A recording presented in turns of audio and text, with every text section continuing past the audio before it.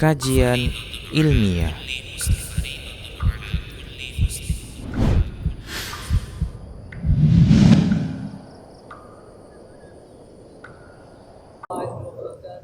Alhamdulillahi Rabbil Alamin, wa bihi nasta'in ala umuri dunya wad din, wa nusalli wa nusallimu ala abdihi wa rasulih Muhammadin wa ala alihi wa sahbihi ajma'in, amma ba'du.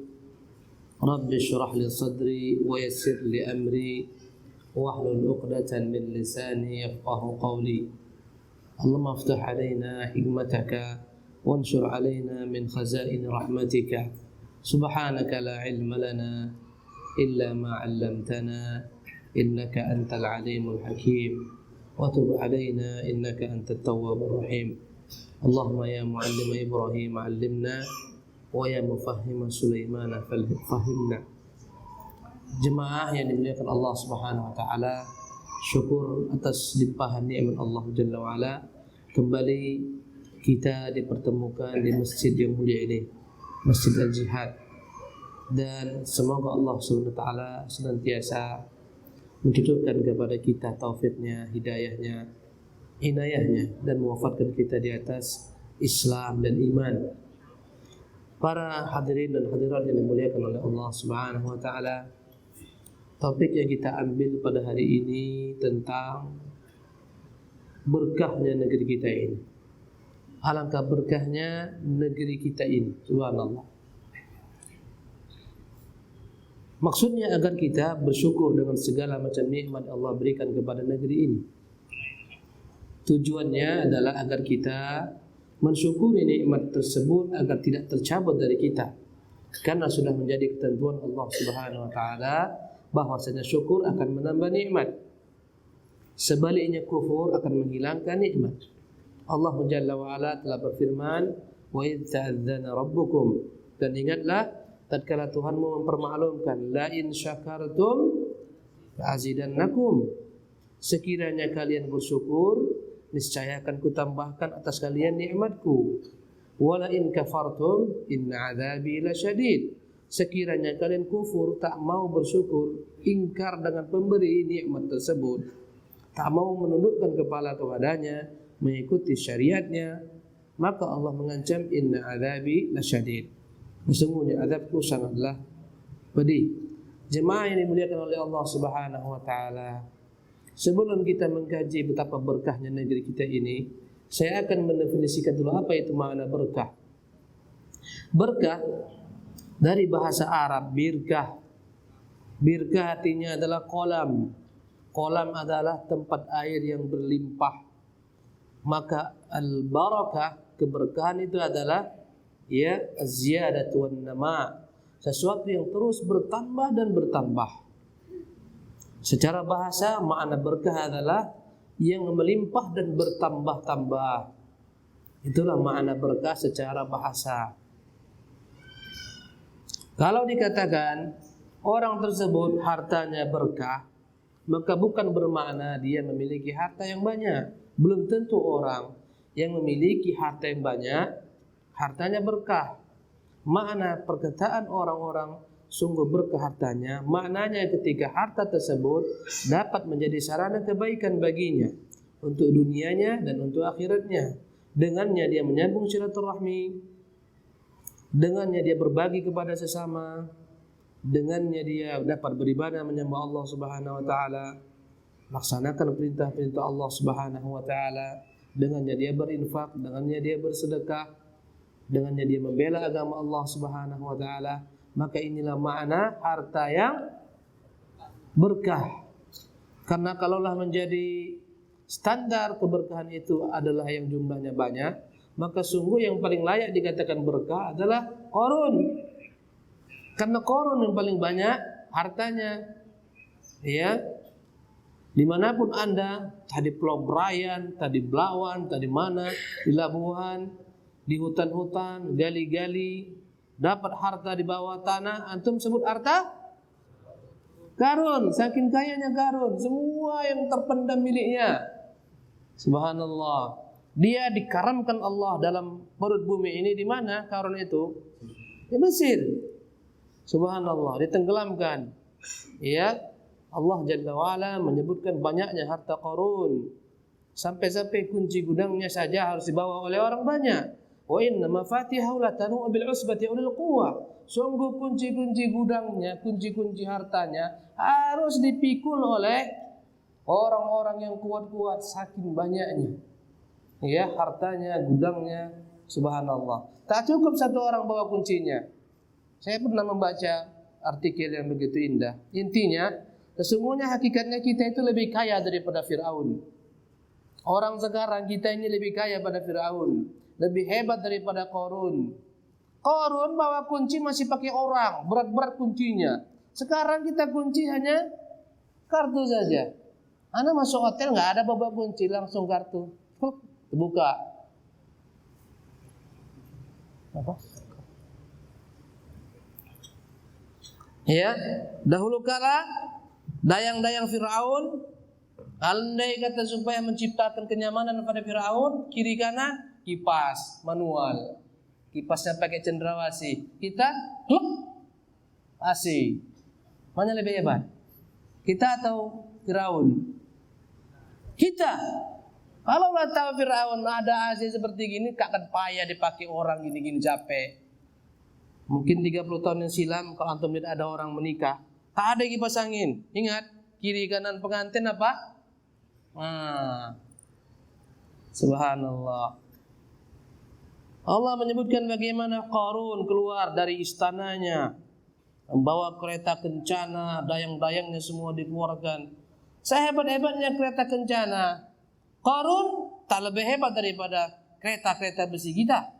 Kata orang Malaysia, kereta-kereta kita, Masya Allah. Ya, berapa kecepatan kereta kencana Firaun, kereta kencana Qarun dengan Ferrari milik kita? Ada yang punya? Orang sekarang intinya, subhanallah. Ya, mobil-mobil antum insya Allah mampu memaju sampai 100 km per jam. Subhanallah. Ya, panas-panas lagi Firaun, Qarun, tak ada aircon, tak ada AC. Antum dalam mobil tinggal setel 17, 15, santai. Mana lebih kaya? Setengah mati Firaun bawa uang dalam goni-goni, karung-karung. Kita tak payah heboh-heboh. 1 ATM, 2 ATM, 3 ATM, tinggal gesek, koyak ATM-nya. Subhanallah. Jemaah sekalian, dan ini mewajibkan kita bersyukur kepada Allah. Untuk bayangkan dahulu kala para ulama dalam majlis Ahmad bin Hanbal, ribuan orang datang. Tak ada mikrofon seperti saya gunakan ini. Di sini dia berteriak, di tengah ada yang berteriak menyampaikan, di belakang ada berteriak menyampaikan, di ujung, di luar berkali-kali. Sekarang tes, semua mendengar. Allahu Akbar. Dahulu kala kemana-mana orang kalau menulis bawa batu tulis. Subhanallah. Kalau punya kertas sudah keren, kalau punya tinta sudah keren. Kemana-mana sibuk bawa tinta dawat, dari bulu ayam, dari bulu itik, kita tulis. Sekarang tak payah lagi nulis. Tangan aja. Subhanallah. Mana lebih hebat, orang sekarang atau orang dulu? Kok tahu raja-raja dulu tak pakai merpati mereka? Subhanallah. Tak pakai burung hudhud. Subhanallah. Orang sekarang semuanya serba kilat. Ini semua mengajarkan kepada kita agar kita syukuri nikmat Allah Subhanahu wa taala ini. Jemaah ini dimuliakan oleh Allah Subhanahu wa taala. Jadi tadi kembali kepada makna berkah, apa artinya? Ya, sesuatu yang melimpah ruah, bertambah-tambah. Ya, andai kata dalam istilah agama, berkah adalah sesuatu yang bertambah dalam kebaikan. Jika dikatakan, Masya Allah, umur orang itu berkah sekali, maka maknanya umurnya dapat dijadikan sebagai sarana taat kepada Allah Jalla wa'ala. Tak semua orang umurnya berkah. Sebagian orang umurnya sia-sia. Dia buang sia-sia, menghabiskan masa di kedai-kedai kopi, di simpang-simpang jalan. Semua dia omongi. Ngomong sembako naik, sembako turun. Listrik naik, listrik turun. Penguasa naik, penguasa turun. Datang waktu zuhur, masuk waktu asar, hilang hari-hari mereka. Subhanallah. Ya, bicara agama dia ahli fatwa, bicara politik dia politikus, semua dia. padahal tukang beca, tukang ojek, subhanallah, tukang parkir. Kita tidak mengecilkan profesi ini. Maksud saya adalah jemaah ini boleh. Habis. Hah?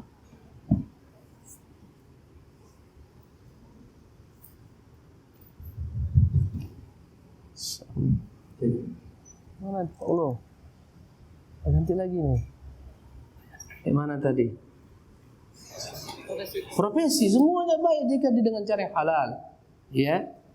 Artinya adalah ketika orang itu berbicara bukan pada bidangnya, itu yang saya maksudkan di sini. Subhanallah. Dalam bab dunia andai kata bicara tentang kesehatan, subhanallah. Orang yang tak pernah duduk belajar mempelajari ilmu kesehatan, orang ketawa. Dia bicara tentang kanker, bicara tentang segala sesuatu, penyakit. Sementara backgroundnya tak ada. Dia ahli pertanian, orang tak percaya. Subhanallah. Ya. Maka demikian pula jemaah yang dimuliakan oleh Allah Subhanahu wa taala. Kembali kepada masalah keberkahan tadi, maka berkah adalah sesuatu yang bertambah-tambah yang dapat digunakan sebagai sarana kebaikan menyembah Allah Subhanahu wa taala, bermanfaat bagi dirinya dan bermanfaat bagi orang lain. Nanti lagi. Ini mikrofon berkah, bertambah-tambah mikrofonnya. Ntar lagi tambah satu lagi ini. Subhanallah. Jemaah yang dimuliakan oleh Allah Subhanahu wa taala. Apa itu negeri yang berkah? Supaya kita paham definisinya. Subhanallah. Negeri yang berkah jemaah sekalian, bukanlah maknanya negeri tersebut negeri yang kaya raya dari sisi dunia dan materi, semua mereka miliki. Bukan itu standar keberkahan.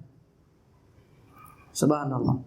Ya, kalaulah standar keberkahan suatu negeri adalah income yang begitu dahsyat, uang yang begitu banyak, ekonomi yang begitu melejit, rakyat semuanya banyak kaya raya, bukan itu standar keberkahan suatu negeri. Kalaulah itu standar keberkahan suatu negeri, maka kita katakan yang paling berkah adalah negeri Romawi di kala itu dan negeri Persia. Apa yang tak mereka miliki? Semua mereka miliki. Jika dibandingkan dengan kekayaan bangsa Arab, tak ada apa-apanya. Subhanallah. Bahkan bangsa Arab tak dikenal. Ya, tak dipandang sebelah mata. Dalam sejarah disebutkan bagaimana ketika datang utusan kaum muslimin bertemu dengan Raja Persia, Rustum. Diutuslah ketika itu salah seorang daripada disebutkan dia sahabat Nabi sallallahu alaihi wasallam atau tabi'in. Namanya Amir bin Rabi' al-Thaqafi. Mereka keluar dari negeri mereka setelah mereka menguasai Jazirah Arabia, setelah mereka menguasai bangsa Arab, menaklukkan bangsa Arab, menyatukan seluruh bangsa Arab di atas satu kekuatan Islam. Bahwasanya mereka adalah satu umat saling tolong menolong, menyebarkan agama dan akan berjihad memerangi setiap kezaliman. Ya, ingat dalam Islam, ingat ini penting sekali. Dalam Islam jihad bukan tujuannya menumpahkan darah. Jangan pernah salah paham. Dalam Islam jihad tujuannya adalah membuka belenggu-belenggu penjajahan daripada sesama manusia kepada sesama manusia lainnya. Dalam Islam jihad adalah memberikan kebebasan bagi manusia untuk beribadah menyembah Allah Subhanahu wa taala. Dan kita memerangi orang-orang kafir Allah bukan karena kekafiran mereka, jangan silap. Tapi tatkala mereka berbuat zalim, mengambil negeri-negeri kita, menghalangi kita beribadah menyembah Allah Subhanahu wa taala. Ketika itu baru diteriakkan jihad fisabilillah. Subhanallah. Harus kita pahami. Kalaulah tujuannya darah dalam jihad, tak akan mungkin Rasulullah berikan pilihan-pilihan. Subhanallah. Bahkan ada seorang perempuan terbunuh dalam peperangan dan Nabi yang mulia SAW bertanya, "Kenapa perempuan ini terbunuh?" Menunjukkan haramnya membunuh perempuan dalam peperangan. Subhanallah. Bahkan dalam Islam kita melihat bagaimana etika berperang. Setiap kali Rasulullah mengutus utusan, Abu Bakar mengutus utusan, dipesankan kepada para jenderal yang memimpin peperangan, alla taqtul walidan, jangankan membunuh orang tua, jangan bunuh anak-anak, jangan bunuh perempuan-perempuan, jangan bunuh orang yang gila dengan beribadah di rumah-rumah ibadah mereka yang tidak ikut berperang, jangan bunuh para petani. Allahu Akbar. Ini etika dalam berperang. Subhanallah. Jemaah yang dimuliakan oleh Allah Subhanahu wa taala, kembali kepada makna keberkahan. Jadi keberkahan suatu bangsa itu jemaah yang dimuliakan Allah Subhanahu wa taala ketika bangsa tersebut taat memperhambakan dirinya kepada Allah Subhanahu wa taala. Itulah makna keberkahan yang hakiki. Ketika bangsa tersebut, anak bangsanya tak tersekat ketika mereka ingin menyembah Allah Jalla wa'ala, Rabbul Alamin. Ketika tak ada orang yang berani menghalangi orang untuk beribadah menyembah Allah Subhanahu wa taala. Itulah arti kemerdekaan yang hakiki. Subhanallah. Dan itulah arti keberkahan yang hakiki. Dan Allah Subhanahu wa taala menceritakan dalam Al-Qur'anul Karim, konsep orang-orang beriman akan Allah curahkan kepada mereka keberkahan dari atas dan dari bawah. Subhanallah. Tapi tatkala mereka kufur, ketika itulah semua keberkahan Allah cabut. Jemaah sekalian, mari kita perhatikan satu kisah dalam Al-Qur'anul Karim yang termuat dalam surat Saba. Dahulu kala ada negeri yang begitu makmurnya. Subhanallah. Ya, negeri tersebut bernama negeri Saba. Kalau antum melihat, negeri Saba ini pernah dipimpin oleh seorang ratu perempuan bernama Ratu Bilqis. Ya, subhanallah. Negeri-negeri yang kaya raya, negeri yang makmur. Ya. Allah Subhanahu wa taala menceritakan dalam Al-Qur'an, nanti silakan antum merujuk. Ya, dimulai daripada surat Saba ayat ke-15. Subhanallah. Allah Jalla wa ala berfirman, "Laqad kana li sab'in fi maskanihim ayatun."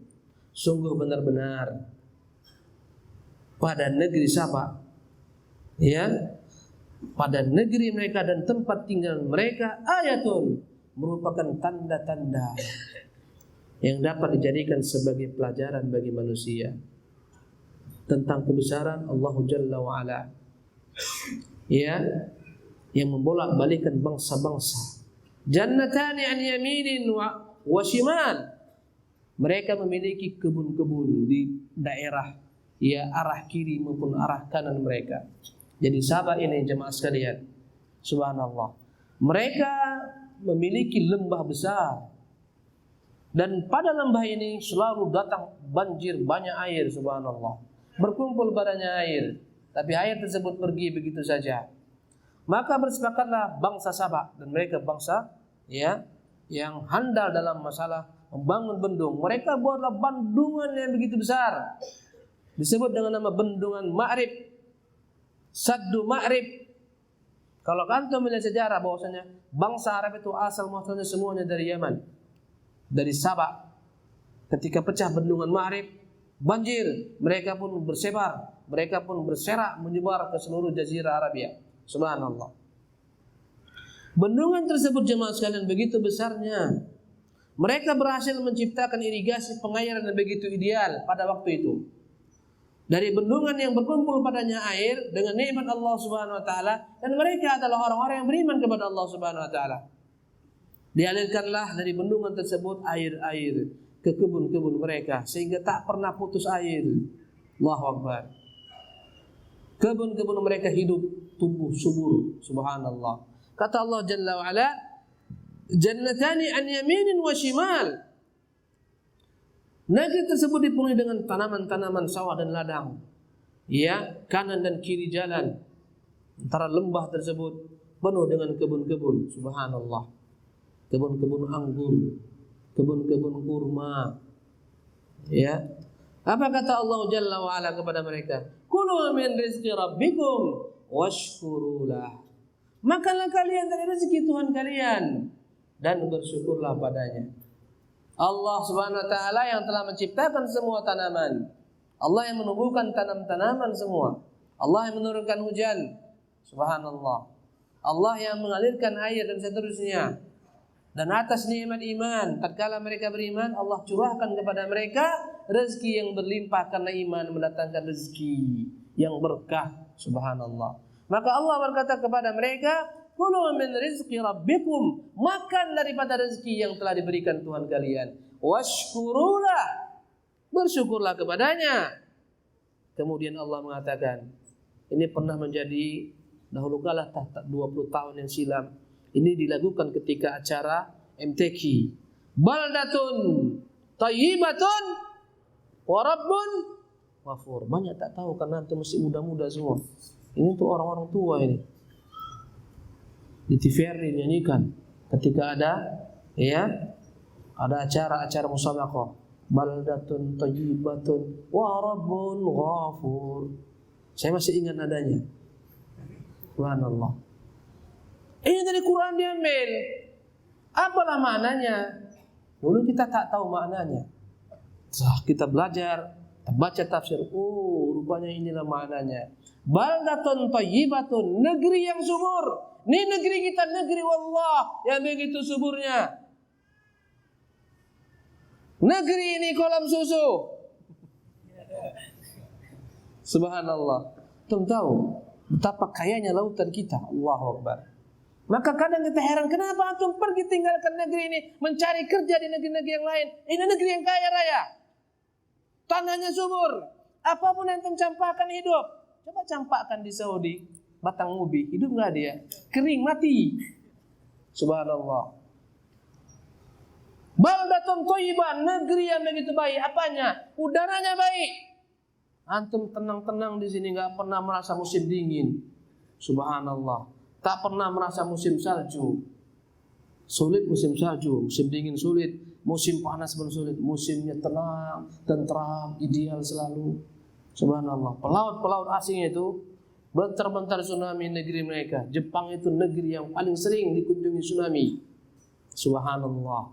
Negeri kita jarang, tapi sekali dapat habis. 350.000 jiwa. Subhanallah. Jemaah yang dimuliakan oleh Allah Subhanahu wa taala. Baldatun thayyibah, negeri yang baik, udaranya baik, musimnya baik, subhanallah. Tanahnya subur. Allahu Akbar. Negeri kita ini kalau andai kata tak subur, tak baik, tak kaya, tak akan keranjingan tuh orang-orang Portugis datang kemari. Vasco da Gama, namanya pun keren-keren, tapi penjajah. Cornelius de Houtman, hebat-hebat, penjajah. Subhanallah. Apa yang mereka mau di negeri kita ini? Apa? Rempah-rempah kita, kopi-kopi kita, karet-karet kita, cengkeh-cengkeh kita. Allah, kelapa sawit kita. Kayanya negeri ini, Allah. Tuh tengok bagaimana kayanya negeri kita. Bahan tambang di bumi ini, subhanallah. Irian Jaya sana, emas, mungkin tiap hari entah berapa kilo kita nggak tahu, Allahu alam. Karena bukan kita yang mengawasinya. Subhanallah. Timah. Tahu bagaimana Bangka. Hampir semua negeri tersebut timah. Allahu Akbar. Gas. Allah. Singapura itu dari kita gasnya. Bayangkan. Negeri kecil dari kita gasnya. Subhanallah. Kadang kita masuk di sana pun tak diberi. Pulang. Soknya. Subhanallah. Tapi tak bisa kita bilang, oh stop gas nanti ya. Tak bisa. Subhanallah. Jemaah sekalian, wallahi negeri-negeri yang kaya raya sekali. Kalimantan hutan-hutannya wallah, pohon-pohon besar. Tapi sekarang sudah banyak yang hilang. Dikatakan Indonesia jantung dunia. Tapi sekarang mungkin sudah setengah jantungnya. Kebakaran hutan di mana-mana. Subhanallah. Negeri ini sungguh negeri yang kaya raya. Karena itulah untuk melihat para penjajah-penjajah, bangsa-bangsa asing memperebutkan negeri kita ini. Portugis, subhanallah, Inggris, Belanda, Jepang, negeri yang kaya raya. Baldatun thayyibatun, subhanallah. Berapa banyak yang kita lihat kapal-kapal asing tertangkap di perairan kita, mencuri ikan-ikan kita. Subhanallah. Kayanya negeri ini melimpah ruah, wallahi. Ya. Saya hidup di daerah Kepulauan Riau dan saya selalu kadang-kadang kita berdakwah sambil memancing ke pulau. Subhanallah. Ada pulau tengah laut namanya Pulau Petong.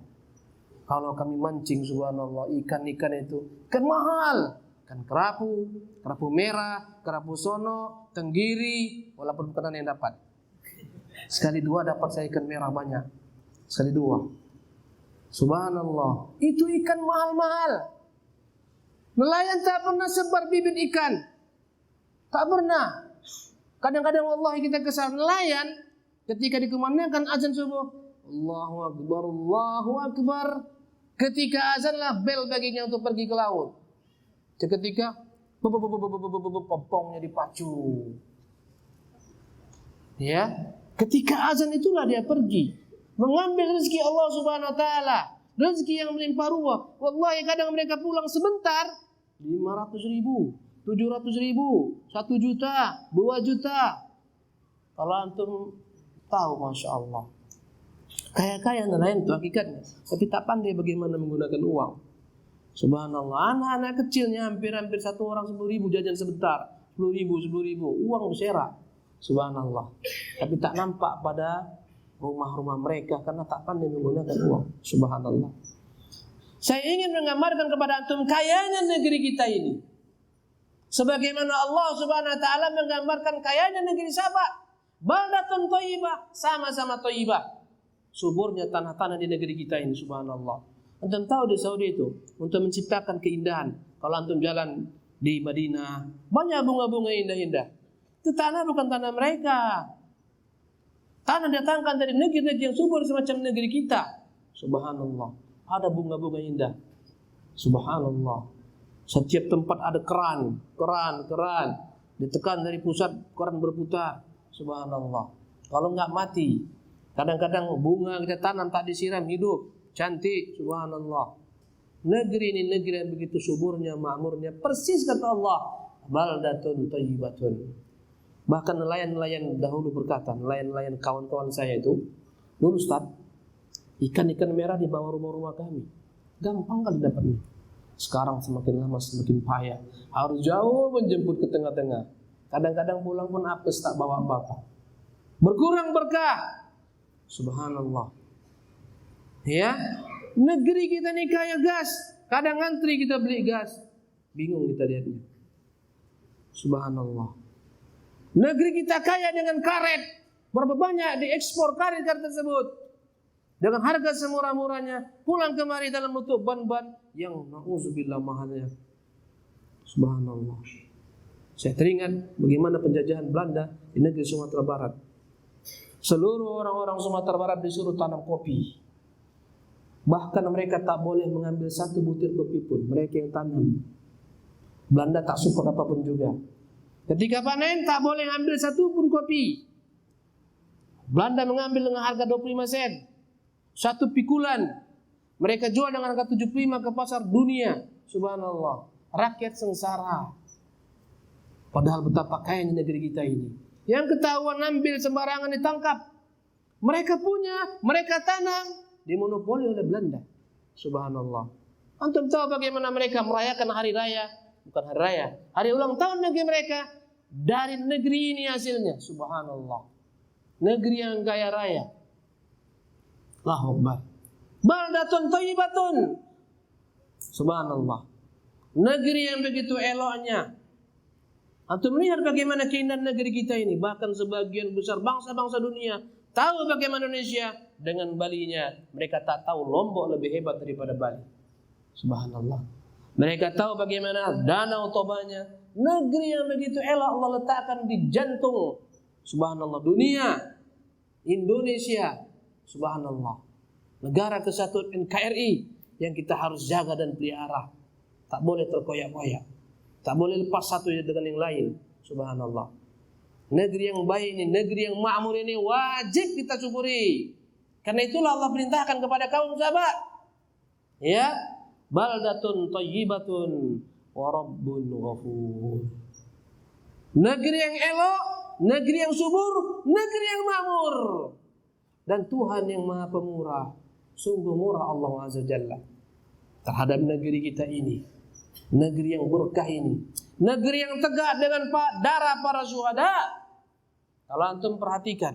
Subhanallah. Jalan-jalan di Jawa sana. Banyak di bawah jalan-jalan tersebut. Terkubur tulang-tulang anak bangsa kita. Yang dipaksa membuat jalan. Allahu Akbar. Antum tahu syair. Ya, Khairul Anwar. Karawang, Bekasi. Kami yang terkubur. Di antara Karawang dan Bekasi. Masih ingat? Antum tak pernah baca kitab-kitab sastra ya? Tinggal tulang belulang. Maknanya banyak yang korban. Mereka dipaksa kerja rodi. Subhanallah. Kerja rodi tak diberi upah. Subhanallah. Dipaksa buat jalan di Sumatera, buat jalan Sumatera Barat, buat jembatan. Banyak yang terkubur di sana, mati menjadi tulang belulang. Banyak darah-darah yang tertumpah. Subhanallah. Ya, Allah uji kita dengan kemakmuran negeri ini ketika itu kita tidak memiliki satu kesatuan.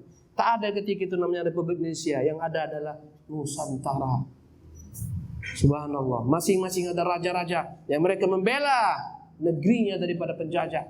Subhanallah, kita tahu bagaimana di Aceh, ya, Sultan Iskandar Muda yang kerajaannya begitu kuatnya, kokohnya. Subhanallah, kita tahu bagaimana perjuangan raja-raja Islam, Sultan Hasanuddin, bagaimana perjuangan Pangeran Diponegoro, bagaimana perjuangan ya Tuanku Imam Bonjol.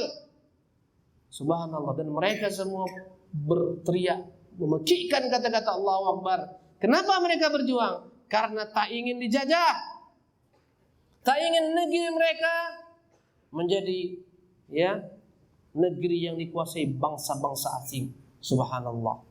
Karena itulah mereka angkat pedang, karena itulah mereka angkat senjata. Jemaah yang dimuliakan Allah Subhanahu wa taala. Kalaulah negeri ini tak makmur, tak akan datang tuh para penjajah ke negeri kita ini bercokol. Subhanallah.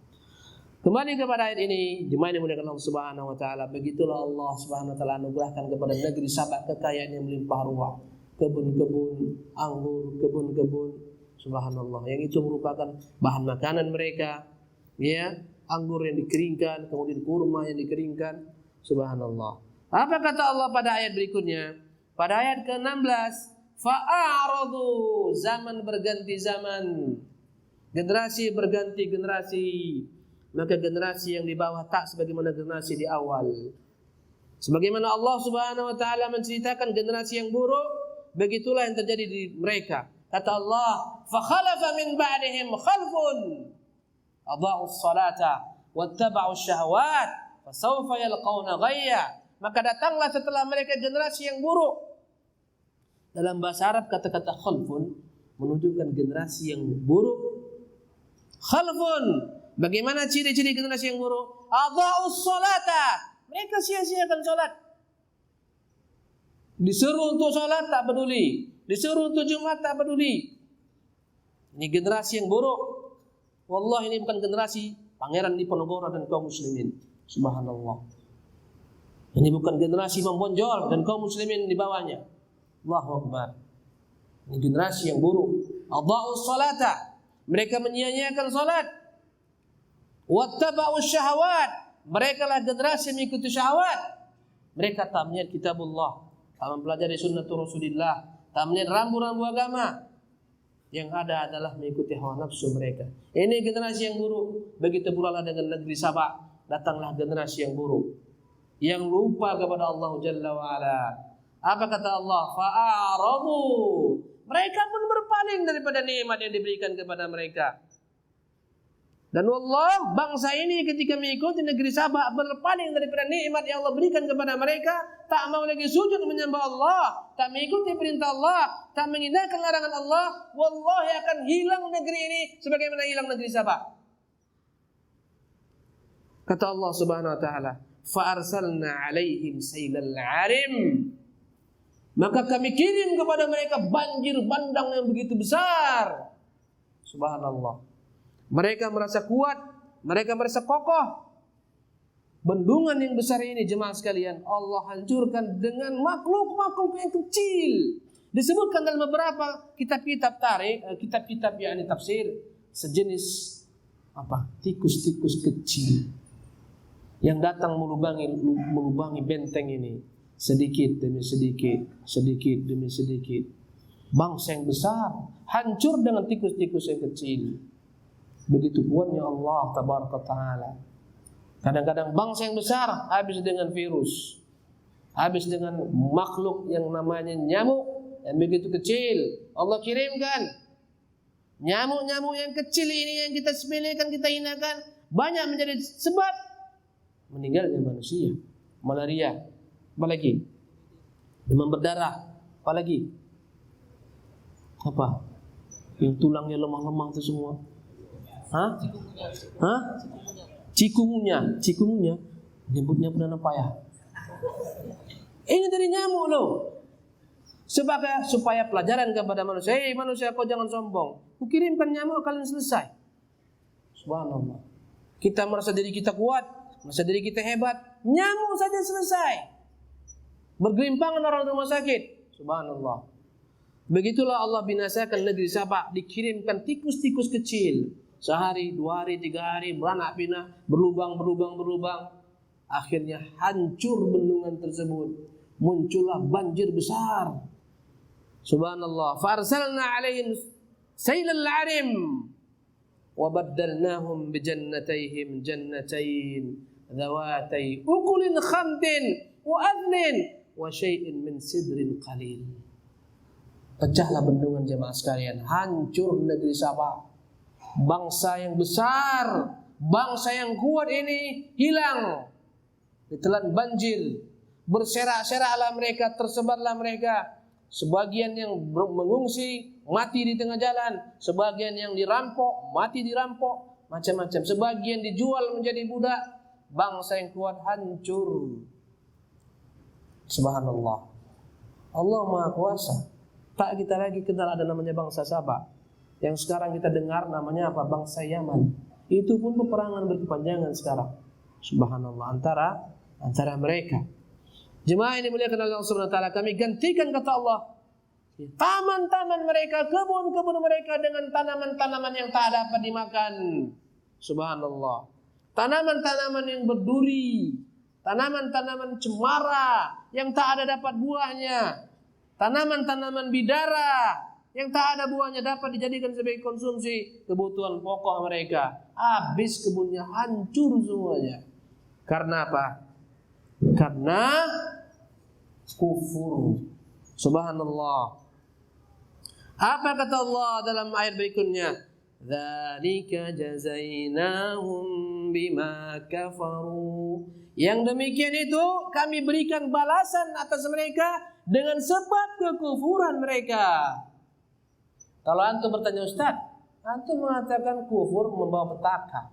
Lihat bangsa-bangsa besar, bangsa-bangsa kufur. Wow, lihat bangsa-bangsa kaum muslimin, bahkan bangsa yang rendah, yang dihinakan oleh musuh-musuh mereka, yang tak memiliki pengaruh apapun juga. Mereka jadi bual-bualan bangsa-bangsa besar, bangsa-bangsa kufar. Mana ayat ini, Ustaz? Ya enggak? Muncul dalam benak kita pertanyaan. Dzalika jazainahum bima kafaru. Itulah kami beri balasan bagi mereka dengan sebab kekufuran mereka. Subhanallah. Kita lihat bangsa mereka tegak, bangsa mereka eksis, bangsa mereka penentu, mereka bangsa besar. Sementara bangsa-bangsa kaum muslimin, bangsa yang tertinggal. Jawabannya jemaah sekalian. Jawabannya adalah tertinggalnya bangsa-bangsa kaum muslimin karena mereka meninggalkan ketaatan kepada Allah Jalla wa'ala. Kalau dibalik sejarah, antum lihat bagaimana kuatnya kaum muslimin ketika mereka pegang agamanya. Lihat, tadi saya sebutkan, datanglah Amir bin Rabi' Ats-Tsaqafi menemui Raja Rustum. Ya, masuk ke istana. Disebutkan dalam sejarah, dia ingin ditemui oleh raja. Raja ingin tahu bagaimana misi mereka. Masuk istana, dia bawa kudanya. Sepele dianggap di bangsa besar. Kata para pengawal istana, turun. Tidak, kalau tak boleh saya masuk ke dalam istana pakai kuda, saya balik. Saya tak butuh dengan kalian. Kata raja, suruh masuk. Bayangkan, bukan diparkirnya di istana, masuk ke dalam istana. Diikatkannya di salah satu tiang daripada tiang-tiang istana, yang di sana ada karpet terbentang menuju raja. Dia turun dengan pakaian Arabnya yang bersahaja, dengan kuda Arabnya yang kecil, bukan kuda-kuda besar sebagaimana milik Romawi dan Persia. Turun dengan tombaknya. Dia berjalan menjadikan tombaknya sebagai tongkat. Setiap tempat yang dilewati koyak-koyak karpetnya. Allahu Akbar. Pengawal geleng-geleng kepala. Kalau kalian tak butuh saya pulang. Subhanallah. Lihat bagaimana perkasanya mereka dengan Islam. Subhanallah. Tak takut melihat Raja Romawi yang Persia, tak ada. Sebagaimana takutnya kita melihat orang-orang kufar, negeri-negeri kufar. Subhanallah. Apa kata raja? Misi kenapa kemari? Ku tahu kan bangsa yang terkebelakang.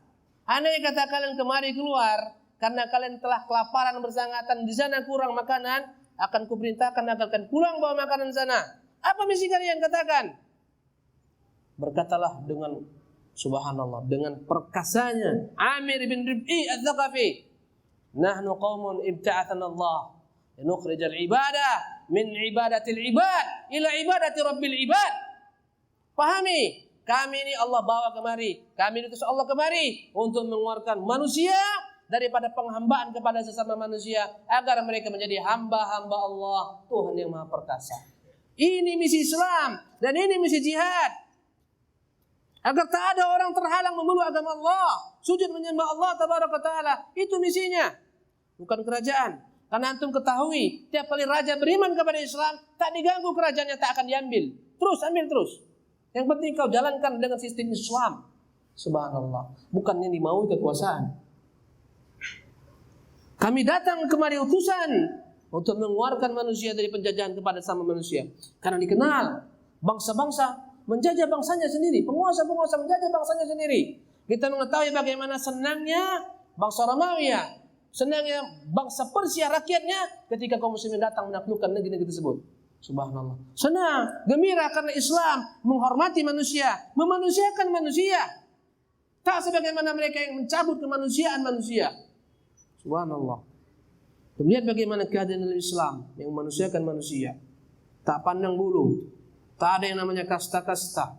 Ketika Umar menjabat sebagai Amirul Mukminin, ada seorang raja dari Ghassan, namanya Jabalatul Aiham. Dia masuk Islam. Dia tawaf di Ka'bah, baru masuk Islam. Pakaiannya panjang, jubahnya panjang menjulur-julur. Terinjaklah jubahnya dengan salah seorang Arab Badui. Dia marah jubahnya terinjak. Seketika dia tempeleng orang tersebut, keluarlah darah dari hidungnya. Dia tak rela, lapor kepada Umar. Dipanggil Umar radhiyallahu anhu. Raja tersebut, dia berkata, "Ya Amirul Mukminin, ini orang kurang ajar. Ini orang pijak baju saya. Maka saya beri dia pelajaran." Kata Mukminin, dia tak sengaja. Kenapa kau tampar sampai seperti itu? Subhanallah. Kisas. Dia minta agar ku kisas. Dikisas? Ya. Kau harus diperlakukan sebagaimana kau perlakukan dia. Aku raja. Dia hamba. Atau dia adalah rakyat jelata. Apa kata Umar? Al-Islamu sawwa bainakuma. Kau pahami. Islam menyamakan kalian sekarang. Di mata hukum sama. Tak ada beda. Subhanallah. Keadilan dalam Islam. Allahu Akbar. Jadi saya katakan, senang bangsa-bangsa yang dijajah oleh penguasa-penguasa mereka ketika datang Islam, ketika datang kaum muslimin dengan keadilan, dengan rahmat, karena Islam menyebarkan rahmat. Wa ma arsalnaka illa rahmatan lil alamin. Subhanallah. Negeri manapun yang kaum muslimin menaklukkannya, di sana tersebar keadilan, di sana tersebar rahmat, di sana tersebar Islam. Subhanallah. Apa kata sahabat Nabi tersebut atau seorang tabi'in? "Walinukhrijan nasa min dhiqid dunya ila sa'atil akhirah." Kami datang kemari ingin mengeluarkan manusia dari pandangan pola pikir yang sempit dunia ini seolah-olah segalanya. Bahwasanya di balik dunia ini ada yang lebih luas, namanya negeri akhirat. Allahu Akbar. Itu misi kami. Jadi apa yang kau bawa? Ini surat. Pilih satu daripada 3 pilihan. 1, masuk Islam, aman. Kerajaanmu tak diganggu, ambil ini semua. Kau tunduk kepada Islam, tunduk kepada ajaran-ajaran Rasul kami yang mulia SAW. Jika kau tak mau, yang kedua pilihannya, kau bayar upeti, negerimu akan aman, tak akan diserang oleh orang lain. Kami yang menjaganya, kami berikan garansi. Bayangkan, negeri kecil memberikan garansi kepada negeri besar. Subhanallah. Negeri yang terkoyak-koyak dengan perang suku berkepanjangan berkata demikian di hadapan Raja Persia. Andai katakan enggan memilih yang kedua ini, maka pilihlah yang ketiga. Besok kita bertemu dalam peperangan. Subhanallah.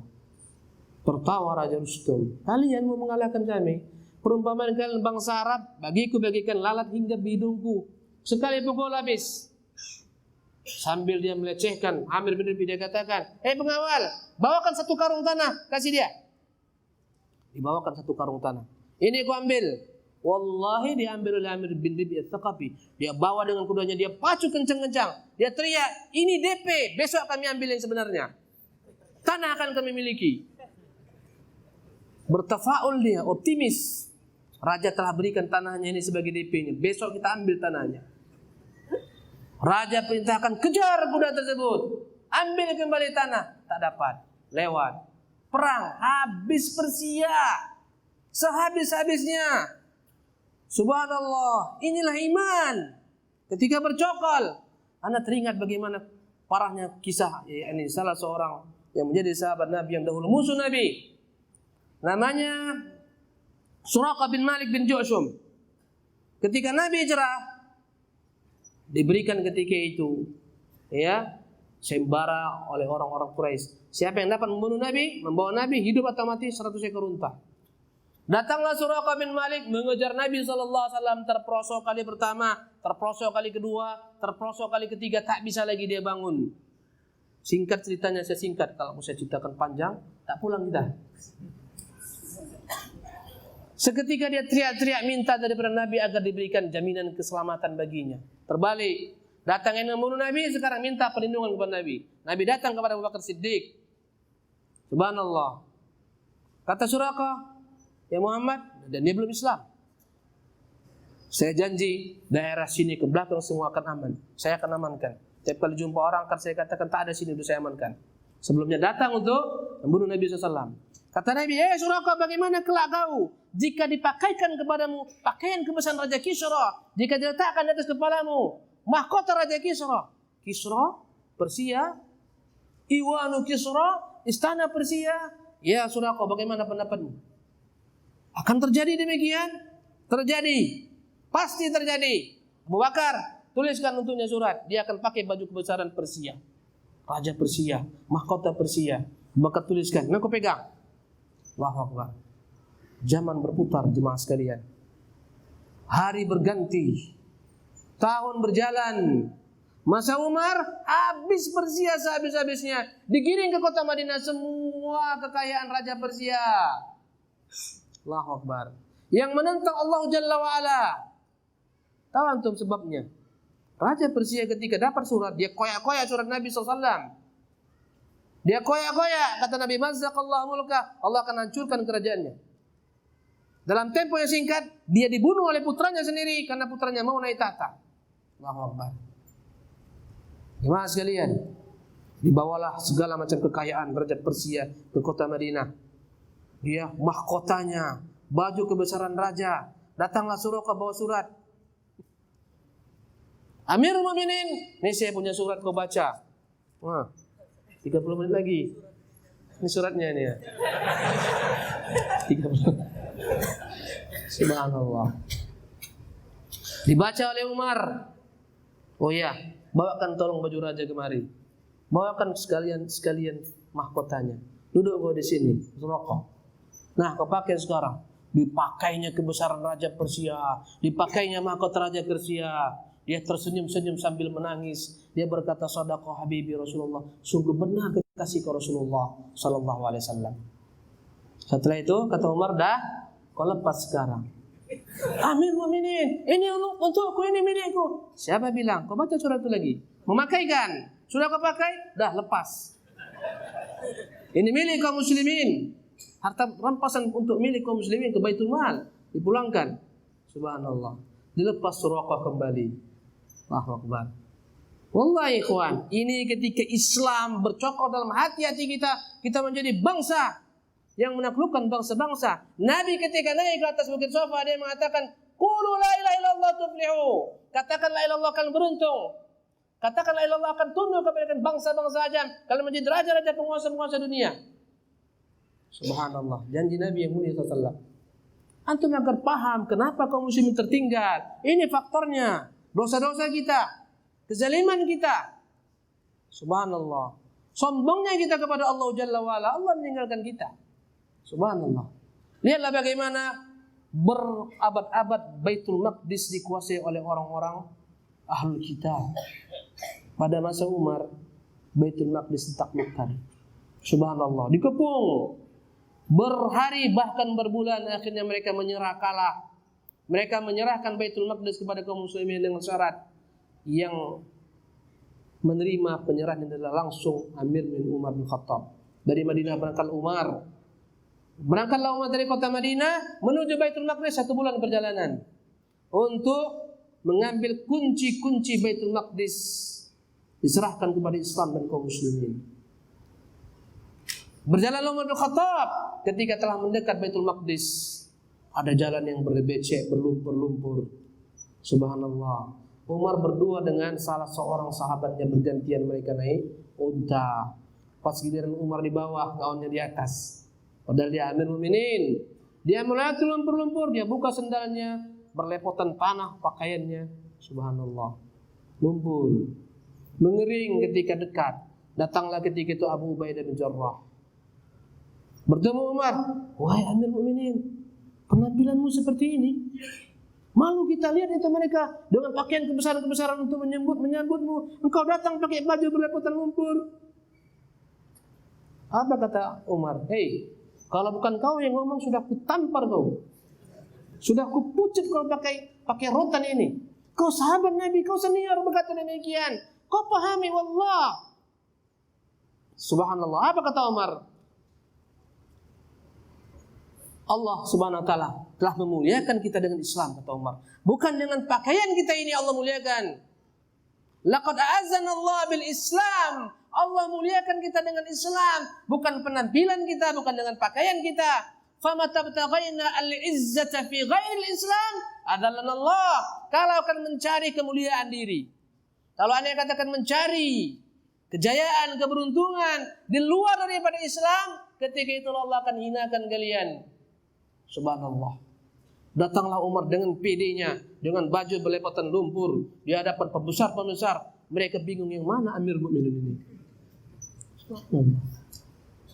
Bahkan pernah ketika Umar menjabat Amir Mukminin di kota Madinah, datang utusan ya dari Raja Persia atau Romawi. Dia bertanya-tanya kepada penduduk Madinah, mau menyampaikan suatu raja. Mana namanya? Mana istananya Umar bin Khattab? Tak ada istana. Mana rumah Umar bin Khattab? Dia tak ada di rumah. Rumahnya biasa, sebagaimana rumah rakyat jelata. Tak ada di rumah. Di mana raja kalian? Ya, di mana raja kalian? Kami tak punya raja. Pemimpin kami ada Umar bin Mukminin. Dia sedang di masjid sana. Datang dia di masjid. Umar sedang tidur di masjid, beralaskan pasir. Tenang Umar tidur. Tak ada sama sekali penjaganya. Dia lihat Allah. Apa dalam hatinya? Hebat ini. Orang mendengar namanya gemetar. Di bawah kedua kakinya takluk bangsa-bangsa besar. Tapi sungguh bersahaja hidupnya. Tidur tak beralaskan sama sekali kasur. Tidur di atas tanah. Engkau berlaku adil maka engkau aman. Allahu Akbar. Umar bin Khattab. Subhanallah. Kita mulia dengan Islam. Kita dimenangkan Allah dengan Islam. Wallahi penjajahan di negeri ini Allah nyakan dengan rahmat Allah dengan Islam. Temat baca di undang-undang dasar. Atas berkat rahmat Allah kita ini merdeka. Atas darah pejuang-pejuang kita. Subhanallah. Meskipun kita adalah merupakan negeri yang memutus kaum muslimin, tak pernah kita bertindak semena-mena kepada orang-orang non-muslim yang di sini minoritas. Sejak dari dahulu kala hingga kini. Subhanallah. Karena Islam tak ajarkan demikian. Islam agama rahmat. Subhanallah. Jemaah ini dimuliakan oleh Allah Subhanahu wa taala. Ya, kembali kita kepada ayat ini. Belum selesai lagi ayat ini. Apa kata Allah menceritakan tentang negeri Sabah? Wa ja'alna bainahum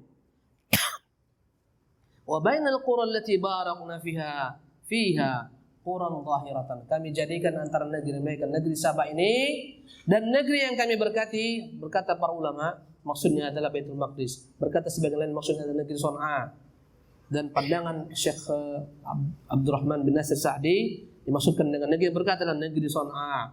Allah buat antara negeri Sabah dan negeri Son'a ini ada kampung-kampung yang aman damai, jalan-jalan yang begitu aman dan damai. Subhanallah. Tak pernah ada penyamun, tak pernah ada perampok. Quran zahiratan wa qaddarna fi as-sayr. Bahkan Allah telah buatkan bagi mereka jalan-jalan yang indah. Mereka buat jalan-jalan yang aman, yang telah tertentu dari sini kemari. Bahkan disebutkan mereka tak perlu bawa bekal. Kalau mau pergi ke negeri-negeri yang lain tak perlu bawa bekal. Sepanjang jalan pohon-pohon kurma dan anggur menjuntai-juntai. Bahkan dikatakan mereka tak perlu naik ke atas pohon kurma, cukup mengambil panen dari bawah sambil berjalan mengisi kantong-kantong mereka. Allahu Akbar. Kaya raya. Jalan-jalan aman.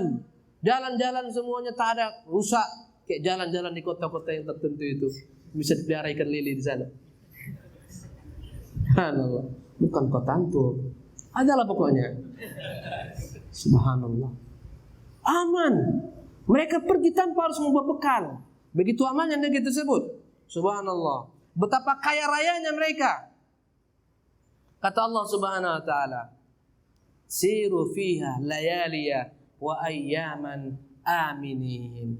Berjalanlah kalian padanya baik malam hari, baik siang hari, jalan dengan aman.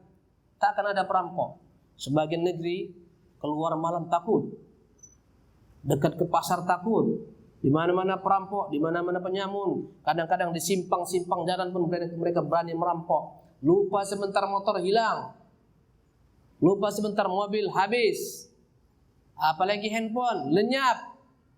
Subhanallah. Tak aman. Allahu Akbar. Negeri itu negeri yang aman kala mereka beriman kepada Allah Subhanahu wa taala. Dan itu yang terjadi dengan Islam. Ketika datang salah seorang sahabat Nabi yang ketika itu kepalanya disetrika pakai besi panas, Khabbab bin Al-Arit, dia datang kepada Nabi SAW berkata, "Ya Rasulullah, ala tad'u lana? Takkah engkau mau berdoa kepada Allah agar Allah segera menangkan kami? Ala tastansir lana? Lihatlah bagaimana kondisi kami sekarang ini." Nabi berkata kepadanya, "Sungguh orang-orang sebelum kalian ada lebih dahsyat daripada apa yang kau alami. Karena iman digergaji tubuh mereka setengah." Subhanallah. Terbelah dua. Karena iman dikuliti mereka, lepaslah kulit dengan tulang. Walakinnakum qaumun tasta'jilun. Kalian ingin tergesa-gesa menang, tergesa-gesa dimenangkan oleh Allah Subhanahu wa taala. Wallahi, kata Nabi demi Allah, la yutimmanna Allahu hadzal amra hatta tasiru dha'ina min San'a ila Hadramaut la takhafu illallah. Demi Allah, Allah akan sempurnakan agama ini sampai kelak seorang perempuan berjalan dari San'a ke Hadramaut tak takut apapun juga kecuali kepada Allah Subhanahu wa taala. Dan berkata Khabbab, aku telah melihat hal itu. Kudapati masa itu perempuan berjalan tak takut, tak ada penyamun, tak ada perampok. Ini kadang-kadang siang bolong, kontainer-kontainer dirampok. Di hadapan orang banyak dirampok. Allahu Akbar. Tapi itu di negeri sana, di sini aman ini. Ada sini. Banget di negeri bagus ini Medan ini. Negeri kita ini. Subhanallah. Jemaah sekalian, disebutkan dalam ayat ini bagaimana mereka bosan dengan nikmat yang melimpah ruah, bosan. Begitulah manusia. Kadang-kadang orang yang terbiasa dengan kemewahan bosan dengan kemewahan. Subhanallah. Tiap hari antum makan daging, malas akhirnya lihat daging. Makan enak, tiap hari siput malas, cari ikan asin. Subhanallah. Begitulah mereka. Bosan dengan kekayaan yang melimpah ruah. Sehingga mereka berdoa kepada Allah Subhanahu wa taala.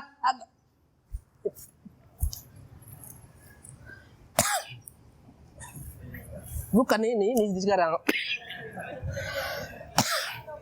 Bismillah.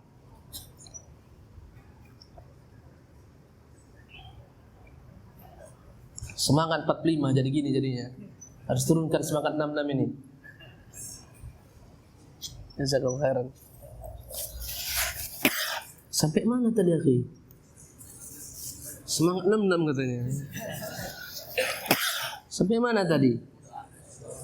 Mereka berdoa, mereka berkata, faqalu, mereka berkata, Rabbana ba'id baina asfarni Allah. Jalan ini begitu mudah, begitu nikmat. Buat jauh jalan ini. Rezeki ini begitu banyak, cabut ini semua kenikmatan. Kami bosan. Persis sebagaimana orang-orang ahlu kitab pada masa Musa. Tiap hari dapat makanan dari surga, manna dan salwa. Mereka akhirnya bosan. Mereka berkata kepada Musa, buat kami makanan dari surga ini tiap hari ini aja. Kami mau carilah bawang putih, kami mau cari bawang merah. Subhanallah, tak bersyukur. Allahu Akbar. Ya, faqalu rabbana ba'id baina asfarina wa zalamu anfusahum. Sungguh mereka telah menzalimi diri mereka dengan berdoa kecelakaan bagi diri mereka, kehinaan, kefakiran. Tak boleh kita berdoa kejelekan bagi diri kita. Faja'alnahum ahaditha. Kami jadikanlah mereka sepenggal kisah tentang suatu negeri yang makmur subur. Subhanallah. Menjadi kisah yang berlalu. Tak ada lagi namanya negeri Sabah. Sebagai pelajaran bagi manusia. Wa mazzaqnahum kulla mumazzaq. Kami hancurkan mereka berserpi-serpi. Inna fi dzalika laayatin. Sungguh yang demikian itu adalah merupakan tanda-tanda likulli sabbarin syakur. Yang dapat mengambil pelajaran ini hanyalah dua manusia, sabar, syakur. Orang-orang yang bersabar dengan segala macam penderitaan yang datang melanda dan bersyukur dengan segala macam kenikmatan yang dia nikmati, yang dia peroleh. Subhanallah, hancurlah negeri Sabah. Negeri kita ini alhamdulillah negeri yang aman, Masya Allah. Kita dapat pergi sholat kemana-mana, kita pergi mengaji, alhamdulillah. Jagalah keamanan negeri ini. Jangan sampai Allah SWT cabut keamanan negeri kita ini, dibuat antara kita peperangan yang berkecamuk, kacauan di mana-mana. Maka jagalah persatuan di negeri ini, jemaah sekalian. Jangan menjadi pengadu domba. Sungguh media sosial di zaman ini banyak menjadi sebab perpecah belahan. Kadang-kadang diadu antara rakyat dengan masyarakat. Subhanallah, antara rakyat dengan para pejabat, antara pejabat dengan rakyat, antara pejabat dengan pejabat, antara aparat dengan aparat, diadu domba. Saya melihat banyak sekali diadu domba dalam media-media sosial.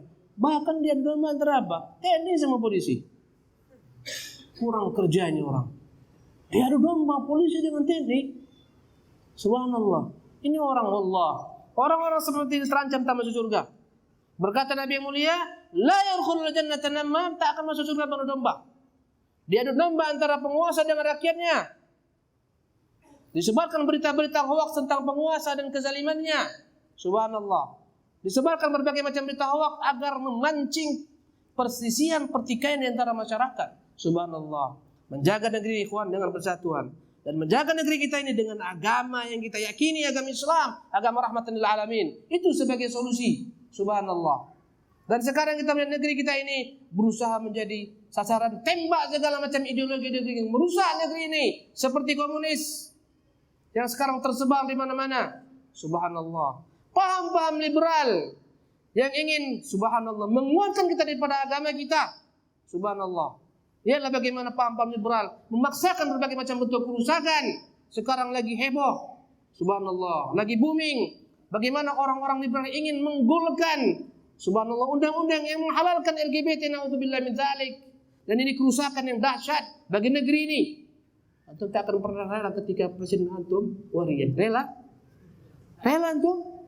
Pakai rok, laki-laki pakai rok, jadi presiden antum rela. Jadi gubernur antum rela. Subhanallah. Mereka heboh, mereka bicara di mana-mana. Subhanallah. Negeri ini ingin diporak-porandakan dengan paham-paham radikal yang tak mengakui eksistensi negeri ini sebagai negeri yang berdaulat. Suruh hijrah ke Turki sana, suruh hijrah ke mana? Suruh hijrah ke Suriah sana. Subhanallah. Paham-paham radikal yang akan mengoyak-ngoyak kesatuan bangsa kita ini. Subhanallah. Ya, dengan dasar berbagai macam pemikiran-pemikiran dangkal yang mengatakan negeri ini adalah negeri tauhid, negeri ini pemimpinnya adalah tauhid, penguasanya tauhid, rakyatnya tauhid. Ini pemahaman-pemahaman yang menyimpang. Subhanallah. Tak aku itu sebagai penguasaku. Padahal Allah dia hidup di negeri ini, KTP negeri ini. Subhanallah. Aku punya sendiri imam. Imamnya tak bisa buat KTP. Imamnya tak bisa mengeluarkan orang dari penjara. Subhanallah. Dia kafirkan yang lain. Paham-paham ini Allah bahaya bagi keutuhan bangsa kita ini. Jemaah ini dimuliakan oleh Allah Subhanahu wa taala. Hanya dengan Islam yang benar negeri ini akan terjamin keutuhannya. Islam yang rahmatan lil alamin, yang begitu toleran bahkan terhadap orang-orang non-muslim. Subhanallah. Tersebar hadis-hadis yang macam-macam. Saya pernah ketawa baca di WhatsApp hadis, barang siapa yang bercampur dengan istrinya malam Jumat 1 kali seolah-olah membunuh sekian Yahudi, yang bercampur 2 kali seolah-olah membunuh sekian. Wallah ini tercium bau palsunya hadis. Agama Islam bukan membunuh orang karena kekafirannya, wallah. Bukan karena itu. Jangan salah, jangan silap antum. Ketika Nabi sampai ke kota Madinah, apa yang Nabi buat? Nabi buat kesepakatan damai dengan orang-orang Yahudi kota Madinah. Bahwa mereka adalah ummatan wahidah, satu bangsa, mempertahankan kota Madinah dari segala macam serangan musuh-musuh mereka. Itu yang Nabi buat, namanya Piagam Madinah. Subhanallah. Kenapa mereka terusir? Karena mereka berkhianat ingin membunuh Nabi yang mulia sallallahu alaihi wasallam. Bukan karena faktor agama. Sebagian orang-orang mengambil sebagian ayat, wa qatilul musyrikina kafatan. Bunuhlah semua orang-orang musyrik. Ya akhi, jangan kau potong ayat. Kama yuqatilunakum kafah, sebagaimana mereka memerangi kalian keseluruhan. Allahu Akbar. Jagalah kesatuan negeri kita ini. Kita ingin bercerai-berai. Tak mau kita Medan menjadi negeri sendiri, ada presidennya. Ya, nanti Aceh ada sendiri presiden. Wallah, tak mau kita. Jaga jemaah sekalian. Keberkahan ini akan dapat Allah Subhanahu wa taala. Jaga pelihara dengan ketaatan bangsa ini kepada Allah Subhanahu wa taala. Dan tak ada sama sekali yang dapat merekat sebagaimana ketaatan kita kepada Allah Subhanahu wa taala. Andai kata ketaatan hilang, lihatlah bagaimana Allah berikan kepada kita perumpamaan dalam Quran. Berapa menit lagi? Berapa menit lagi?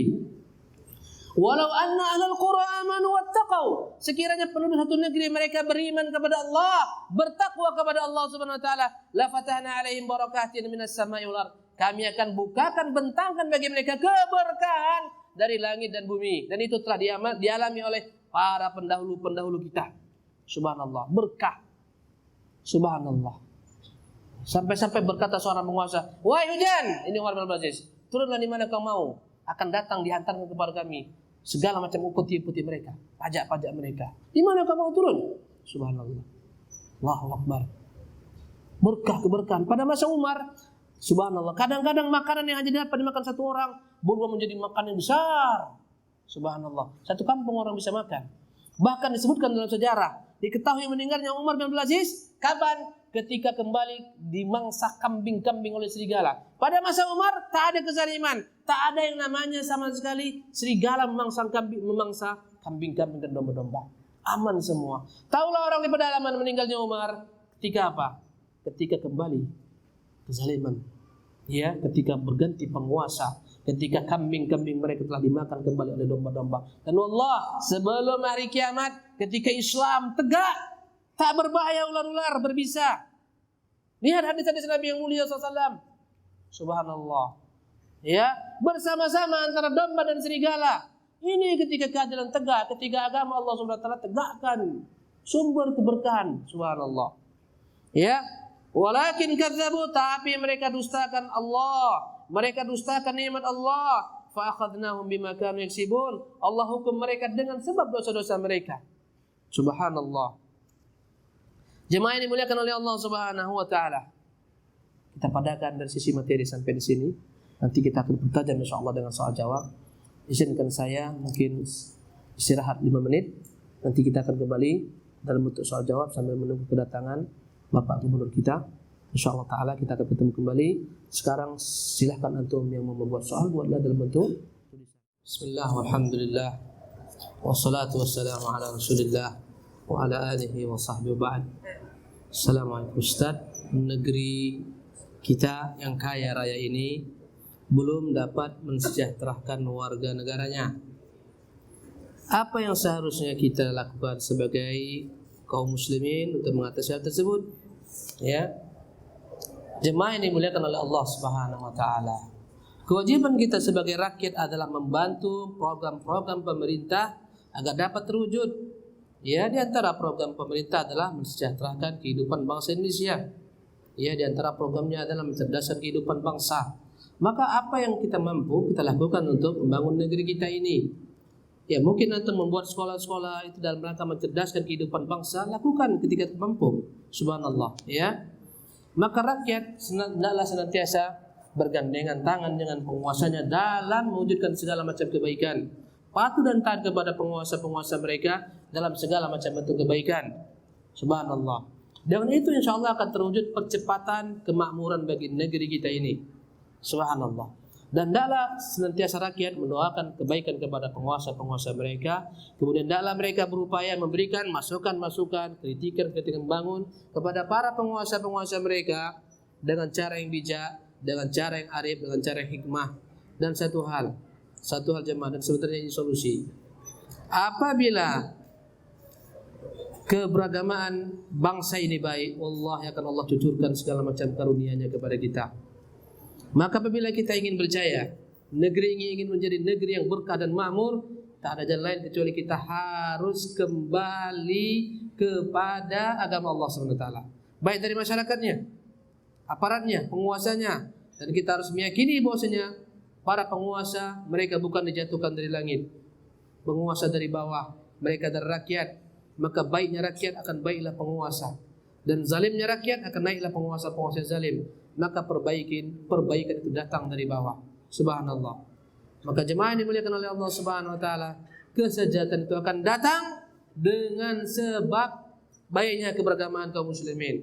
Ada satu hadis dari Nabi yang mulia sallallahu alaihi wasallam yang ada di sini banyak jalurnya, disahihkan Syekh Al-Albani rahimahullah taala, menunjukkan kepada kita bagaimana eratnya antara kehancuran suatu bangsa dengan kemaksiatan.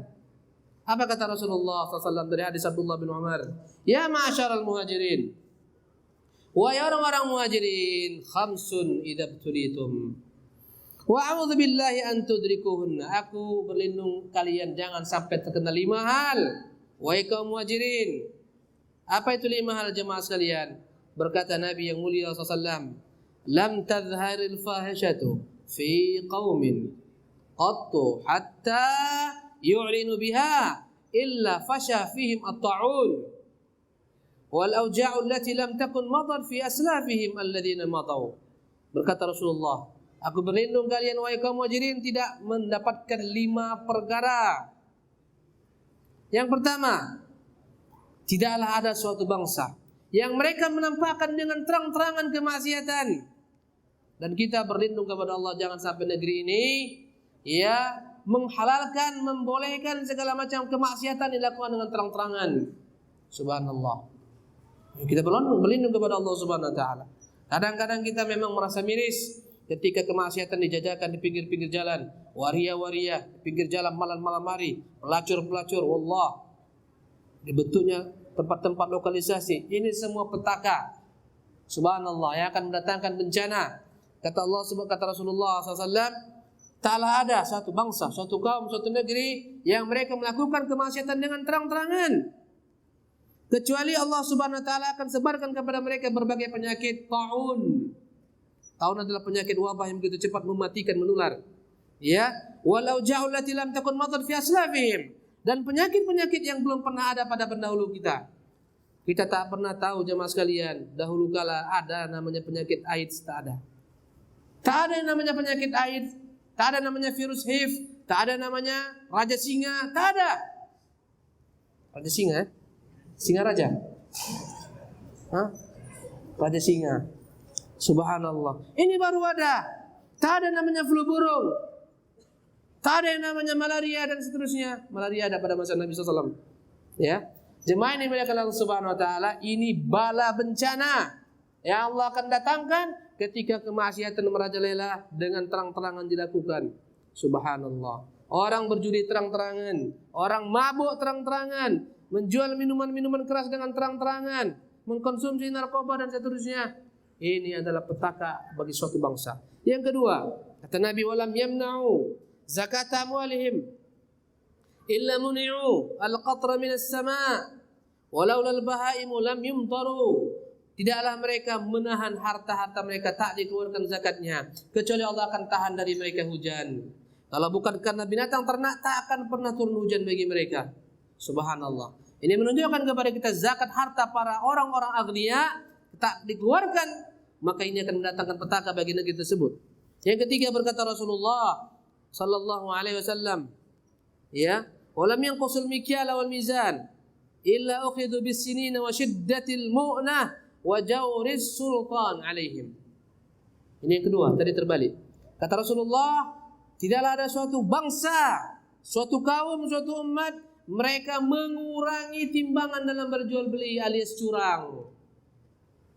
Ya, kecuali mereka akan ditimpakan kelaparan, akan ditimpakan kesulitan ekonomi, akan ditimpakan kepada mereka penguasa-penguasa yang zalim terhadap mereka. Allahu Akbar. Kalau antum ingin penguasa kita penguasa yang baik dan adil, perbaiki diri kita. Subhanallah. Karena Rasulullah menyebutkan di sini, ketika ada kecurangan dalam berjual beli, mengurangi timbangan, dan ini banyak dilakukan oleh manusia, wallahu musta'an. Ya, saya pernah teringat dahulu, beberapa tahun yang silam, saya beli salak di sana daerah Sambu sana. Salak 1 kilo, sampai di rumah ditimbang 8 on. Allahu Akbar. Teringat saya masih. Subhanallah. Ini sebab jemaah sekalian petaka yang melanda, kelaparan, kesulitan ekonomi, kezaliman penguasa. Allahu Akbar. Ini yang mengatakan bukan saya, tapi Nabi yang mulia sallallahu alaihi wasallam. mau sosok yang ideal, penguasa yang ideal, perbaiki diri Anda. Perbaiki diri kita semua. Kembali kepada Allah Subhanahu wa taala. Berikutnya yang keempat, walam yanqudu ahdallahi wa ahda rasulih illa sallallahu alaihim aduwan min ghairihim fa akhadhu ba'dha ma fi aydihim.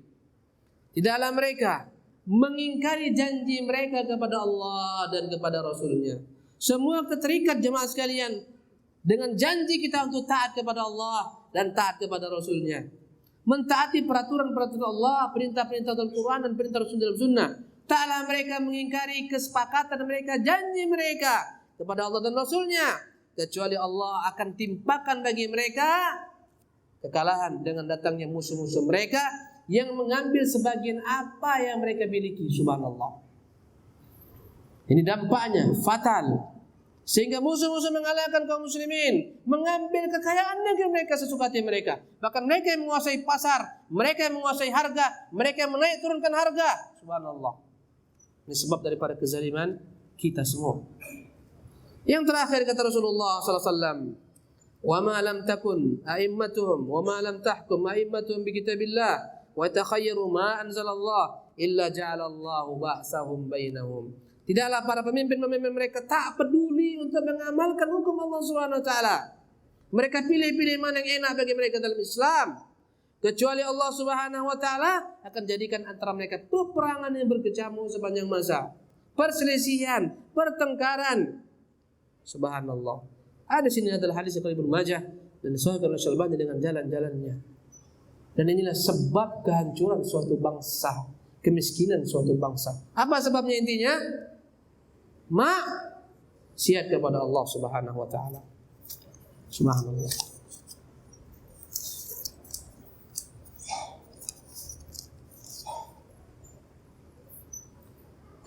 Kenapa LGBT dihalalkan di RI?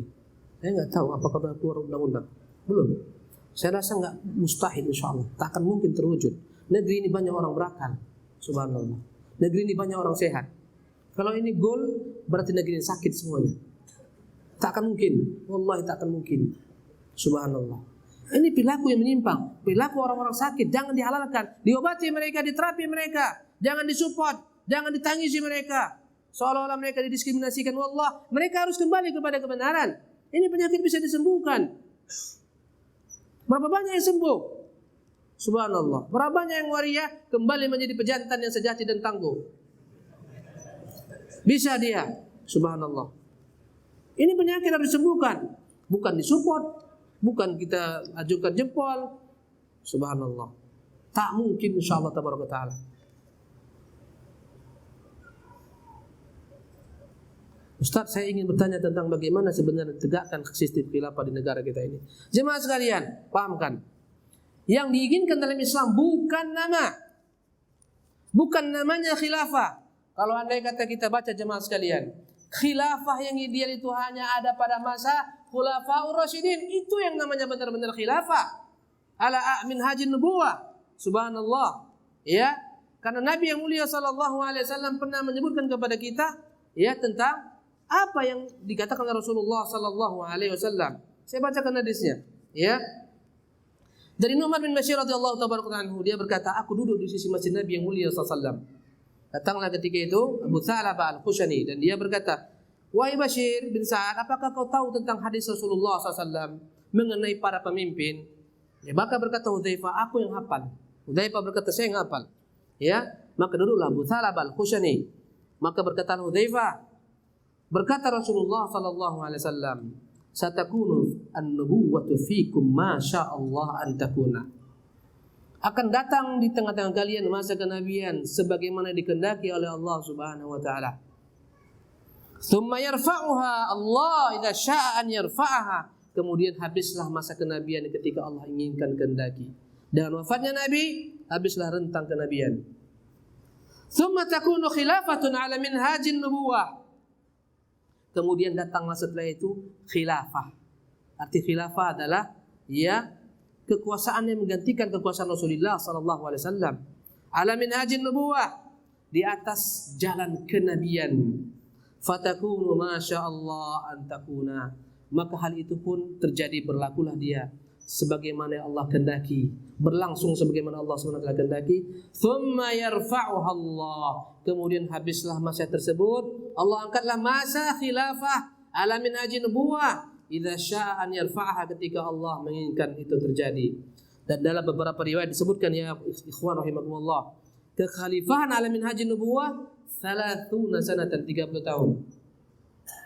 Dan ketika para ulama menghitung, maka dapatlah kesimpulan 30 tahun yang dimasukkan Nabi SAW adalah ya sejak Abu Bakar menggantikan Nabi sebagai khalifah sampai masa Umar, Utsman, Ali dan Hasan bin Ali setengah tahun menjadi penguasa.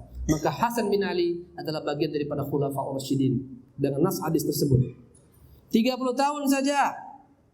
Setelah Hasan bin Ali tak ada lagi namanya khilafah ala minhajin nubuwah. Apa kata Rasulullah sallallahu alaihi wasallam? Thumma takunu mulkan 'adhan. Datanglah zaman para raja-raja, penguasa-penguasa yang menggigit, 'adhan, menggigit dengan gerahamnya. Fayakunu masyaallah an yakun, hal itu berlangsung sebagaimana Allah kehendaki. Thumma yarfa'uha Allah, kemudian diangkat Allah lah masa ini. Subhanallah. Iya. Idza syaa an yarfa'aha, ketika Allah ingin mengangkatnya. Islam masih tegak. Raja-raja masih menegakkan Islam, dan itu dimulai sejak masa Muawiyah bin Abi Sufyan, karena dia adalah raja pertama dalam Islam, yang paling terbaik dalam Islam. Pamannya kaum muslimin, Muawiyah bin Abi Sufyan, yang paling banyak dibenci oleh musuh-musuh Islam, dijelek-jelekan oleh musuh Islam. Maka pada masa Muawiyah bukan lagi namanya khilafah, walaupun dia disebut dengan nama khalifah. Subhanallah. Semua penguasa dinasti Bani Abbas, dinasti Bani Umayyah, semuanya bergelar khalifah. Tapi mereka bukan khalifah secara makna hakiki asy-syar'i ala minhajin nubuwah, tidak. Mereka semuanya adalah raja-raja yang digantikan oleh anak-anak mereka, keturunan mereka. Subhanallah. Allahumma illa kecuali Umar bin Abdul Aziz. Ya.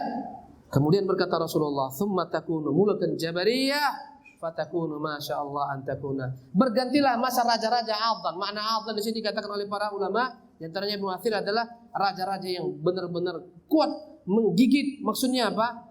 Mereka menguasai rakyatnya sehingga rakyat tak bisa apapun juga. Subhanallah. Tapi Islam masih tegak, Islam berkibar, dakwah tersebar, ulama tersebar. Datanglah setelah mereka mulkan jabariyah, para penguasa-penguasa yang memaksa kehendaknya kepada rakyatnya. Subhanallah. Rakyat tak bisa apapun juga. Ya. Fatakuna masyaallah an takuna. Dan itu masa Allah Subhanahu wa taala jadikan sebagaimana Allah kehendaki. Tsumma yarfa'uha Allah idza syaa an yarfa'ha. Sampai akhirnya berakhirlah masa raja-raja zalim tersebut yang memaksakan kehendaknya kepada rakyatnya. Kemudian jemaah sekalian, ini ujung hadis. Thumma takunu khilafatun ala minhajin nubuwah. Kemudian kembali lagi ke khalifat di atas masa kenabian, dan itu akan terwujud jemaah ketika turunnya Isa bin Maryam dan keluarnya Imam Mahdi sebelum datangnya kiamat. Subhanallah. Ini akan kembali kepada khilafah ala minhajin nubuwah. Andai kata mereka dengarkan maknanya khilafah sebagai pemimpin, maka telah terwujud. Setiap negeri ada pemimpinnya. Apapun namanya bukanlah nama yang kita inginkan. Baik disebut khalifah, baik disebut sultan, baik disebut malik, baik disebut presiden, baik disebut amir mu'minin, semua sama esensinya. Apa samanya? Tegaknya eksistensi suatu negeri dengan kekuasaan dipegang oleh seorang penguasa yang menguasai suatu negeri atau menguasai beberapa negeri. Subhanallah. Dan jemaah sekalian, jangan pernah kita punya pemahaman harus satu penguasa di dunia ini. Tak boleh kita pahami demikian. Syekh Muhammad mengatakan, sejak masa Imam Ahmad bin Hanbal, bahkan sebelumnya sampai masa kita ini, telah tegak penguasa-penguasa yang mereka ditaklukkan, yakni mereka yang menaklukkan suatu negeri, beberapa negeri, dan semua mereka harus taat kepada penguasa-penguasa mereka. Subhanallah. Maka jangan kita ingkari eksistensi negeri tetangga kita. Contohnya apa? Negeri tetangga kita Malaysia. Jangan kita ingkari. Mereka punya kedaulatan. Kita hormati mereka. Mereka saudara kita. Kita tak ingin supaya kita menjajah, menyatukan bangsa-bangsa lain kepada bangsa kita. Malaysia tunduk kepada kita. Misalnya apa lagi? Brunei tunduk kepada kita. Tak ada demikian Islam mengajarkan. Karena dalam Islam kekuasaan tujuannya adalah bagaimana supaya kita dapat menyembah Allah Subhanahu wa taala. Subhanallah. Adapun ideologi yang mengajarkan harus satu khalifah. Dari mana datangnya? Subhanallah. Semua harus takluk kepada Al-Baghdadi di Irak sana. Siapa mengajarkan? Tak diakui. Ini pemahaman yang bahaya, menghancurkan semua bangsa-bangsa Islam dan kaum muslimin. Akhirnya berontaklah rakyat di Malaysia, berontaklah di Brunei, berontak di mana-mana, semuanya ingin kepada daulat yang tegak, katanya namanya daulah Islamiyah. Wallahi ini bukan daulah Islamiyah. Siapa yang mengangkat mereka? Siapa ulama mereka? Siapa mufti mereka? Subhanallah. Negeri kita ini telah tegak padanya kekuasaan. Meskipun kita katakan penguasa-penguasa kita tak sempurna, mereka bukan malaikat, mereka butuh banyak-banyak doa daripada kita. Keikhlasan kita mendoakan mereka, memperbaiki mereka dengan cara yang bijak dan hikmah serta lemah lembut. Subhanallah. Jadi jangan kita sibuk dengan nama, jangan kita sibuk dengan bendera. Tak ada manfaatnya kita sibukkan bendera. Apa bendera Nabi? Mau bacanya la ilaha illallah Muhammad Rasulullah atau apapun juga, bukan itu esensinya. Esensinya adalah Islam ditegakkan. Kalaupun benar bacanya la ilaha illallah, tak ada kaitan dengan agama kita. Kecuali itu adalah merupakan ucapan tauhid seorang mukmin yang sejati, hanya memperhambakan dirinya kepada Allah Subhanahu wa taala, bukan simbol-simbol yang kita mau. Subhanallah. Sebagian orang sibuk dengan apa? Dengan tubuh Nabi. Sebagian mengatakan, nun di sana di museum di Turki, di sana ada rambut Nabi, di sana ada tongkat Nabi, di sana wallahi kita tak pernah tahu kebenarannya. Karena tak ada sanadnya. Pernah saya dikirimkan, inilah gambar rambut Nabi SAW. Mana sanadmu? Subhanallah. Wallahi demi Allah, kalaupun itu benar rambut Nabi, kita beragama bukan dengan rambut Nabi, tapi dengan ajaran Nabi SAW yang ditinggalkan dalam sunnahnya SAW. Ya enggak? Orang sibuk rambut Nabi, aku mau lihat rambut Nabi, aku mau lihat bendera Nabi. Wallahi, tak pernah kita dikaitkan amalan dengan hal-hal tersebut. Subhanallah. Kita dikaitkan dengan kepatuhan kita kepada sunnah Nabi yang mulia SAW. Subhanallah. Selesai masalah khilafah dan bendera. Dari akhwat. Kita baca dari akhwat dulu ya. Supaya kita lembut, karena bahasa mereka biasanya lembut.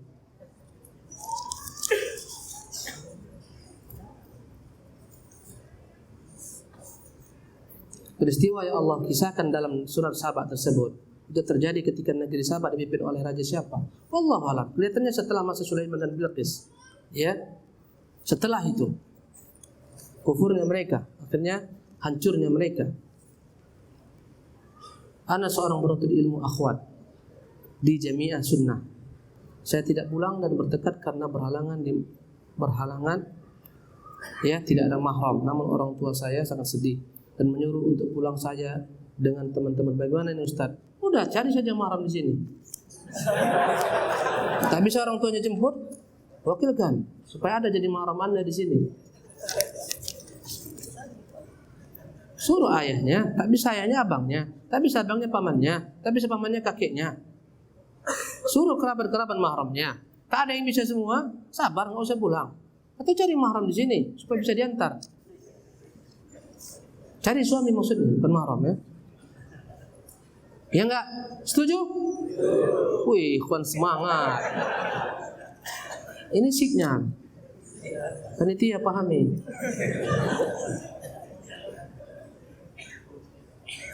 Sebelum lagi selesai. Baru buat masalah khilafah dan bendera. Ada teman-teman saya yang bilang kalau nanti sudah besar tak mau tinggal dan bekerja di Indonesia, tak mau tinggal dan bekerja di Indonesia sebab semakin hari ke depan Indonesia ini semakin tak baik. Oh, dia dukun. Tahu dia masa depan bangsa Indonesia. Bahaya, jangan kawani orang seperti ini. Kita doakan kebaikan ke depan bagi bangsa ini, bukan seperti ini pesimis.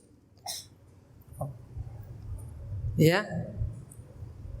Jadi bagaimana cara kita agar tetap yakin bahwa kita bisa hidup dan bekerja baik di Indonesia? Bisa hidup, kita hidup sekarang. Subhanallah. Dan kita bekerja sekarang, alhamdulillah. Ya. Takhir. Apa ceritanya? Terus. Ya. Siapa bilang kita ini lihat banyak tajir-tajir kaya-kaya raya ini? Di mana mereka hidup? Indonesia. Banyak mereka punya hotel, mereka punya perusahaan yang besar-besar. Di mana mereka hidup? Indonesia. Jangan pesimis. Bahkan jujur saya katakan, rumah-rumah orang kaya di Singapura sana itu rumah milik orang Indonesia. Yang punya rumah di daratan, yang punya rumah di atas tanah, itu paling banyak orang Indonesia. Yang tinggal di pet-pet yang tak pernah lihat tanah, itu orang Singapura. Gak percaya datang antum ke sana. Kaya-kaya kok. Jangan takut antum tak makan di negeri kita. Negeri kaya raya ini. Wallahi setahun antum nganggur di sini makan terus tak mati-mati. Sebagian negeri wallahi orang tua yang sudah tua bangka harus bekerja, kalau tidak makan. Negeri tetangga sana, antum datang ke bandara, antum datang ke mana? Ke terminal pelabuhan, orang-orang gaek, uwa-uwa, atuk-atuk semua bekerja. Mutip sampah lah, cleaning service lah. Wallahi umur 70-60 tahun, tak bekerja, tak makan.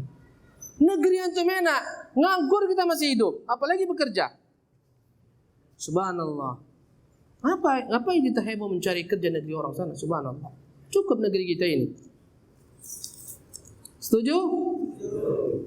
Supaya bangsa kita menjadi bangsa besar. Subhanallah. Kita belajar cerdasan kehidupan bangsa agar tak dikirim sana hanya pembantu belaka. TKI tidak. Yang dikirim tenaga skill. Sungguh kadang kita merasa malu. Sebagian bangsa kita ini, subhanallah. Ketika yang dikirim adalah TKI-nya, TKI-nya. Subhanallah, kita direndahkan di bangsa-bangsa sana, di luar sana. Kalau andai kata kita ciptakan kecerdasan bangsa ini, kita ajarkan mereka agama, wallahi kita akan mengirim orang-orang yang hebat. Subhanallah. Dahulu di Masjid Haram itu ada pengajar-pengajar dari negeri kita. Amal Khatib Al-Minangkabawi itu orang kita. Subhanallah. Di sana mengajar. Allahu Akbar.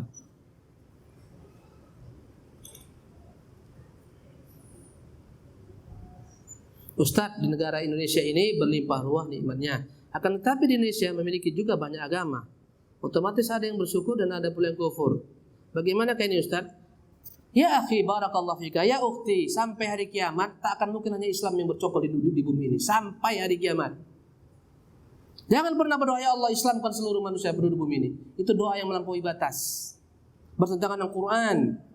Karena Allah mengatakan walau syaa rabbuka la man fil ardi jami'an. Kalau Tuhanmu mau berkehendak semua orang bisa beriman, tapi Allah tetapkan tak akan mungkin beriman seluruh manusia.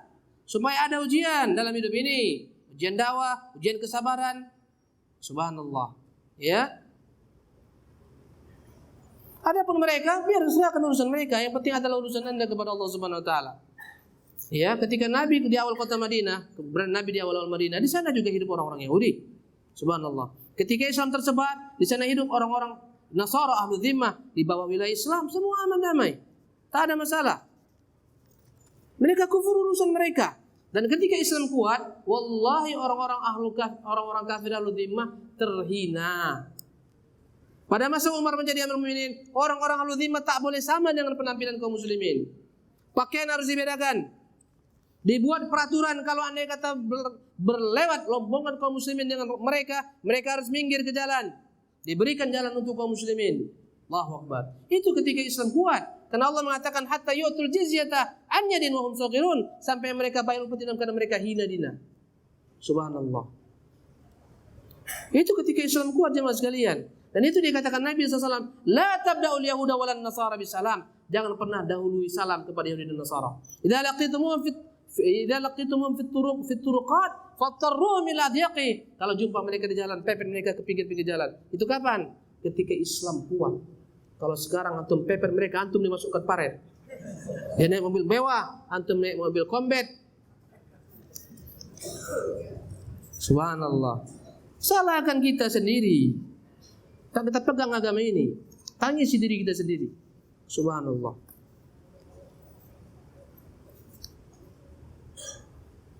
Ini saya baca dan ini penting sekali.